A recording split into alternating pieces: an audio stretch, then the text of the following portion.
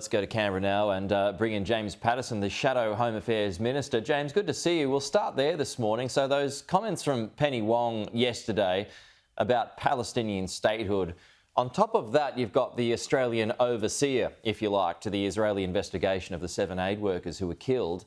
There's certainly been a rapid change in approach in the past week or so. Are we in danger, if we haven't done so already, of cutting ourselves adrift from a key ally? Well, I think that's exactly what's happening right now, Pete, and I'm deeply worried about it. I thought it was grossly irresponsible and cynical behaviour by the Foreign Minister, putting at risk our relationship with Israel, a very important intelligence and security partner for Australia and a like-minded democracy in a very tough region, and one which is clearly playing to domestic politics over our international security interests in a way in which you would hope a Foreign Minister would never do. But this has been all laid out for us very openly, Pete. In the Australian yesterday, we had a state New South Wales Labor MP openly saying that the Labor Party had to change its position on Israel-Palestine, otherwise it would lose seats in southwestern Sydney to pro-Palestine independent candidates, and that that Labor needed to shift it away from its support for Israel if it wanted to hold those seats. I mean, that is what this is about, and our national interests, our national security is being sacrificed to save those seats. So if they support a two-state solution and then the coalition supports a two-state solution, and I think most reasonably minded people do support a two-state solution, then what should they have done? Well, everyone supports a two-state solution as far as I can tell, Pete, but it's very important how that occurs. It can't be imposed unilaterally from the outside.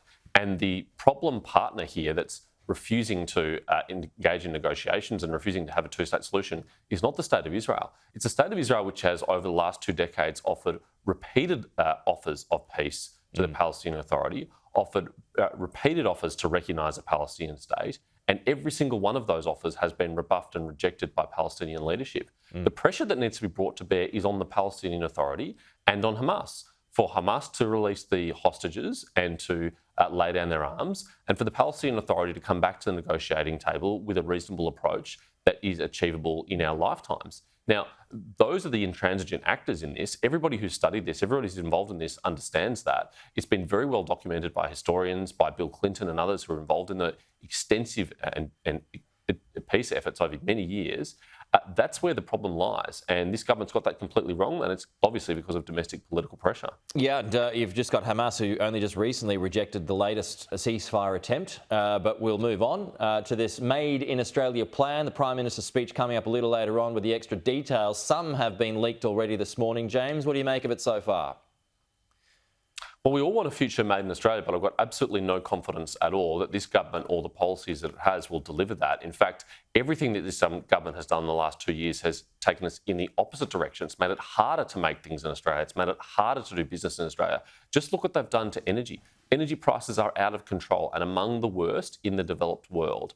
And how on earth can you be internationally competitive? How on earth can you make things here if you're constantly driving up energy prices with an ideological approach to our energy system, ruling out reliable baseload affordable power like nuclear energy, and instead having a renewable only as approach? And we've seen the devastating consequences of that. This is a government which has rewarded its union allies at every step of the opportunity, of course making us less competitive in the process. This is a government that can't control spending, that has increased taxes. But how on earth are we going to be internationally competitive if you're piling all this pressure on business and on those who actually do make things in this country? Governments all over the world are intervening aggressively post-COVID. You've got the US, UK, Japan, South Korea, European nations among them too.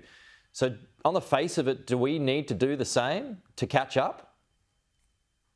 Pete, I'm deeply sceptical about the merits of centrally planning your economy to try and make it competitive. Politicians and bureaucrats are not the best placed to choose where scarce resources like capital are allocated in an economy. That's what markets are for.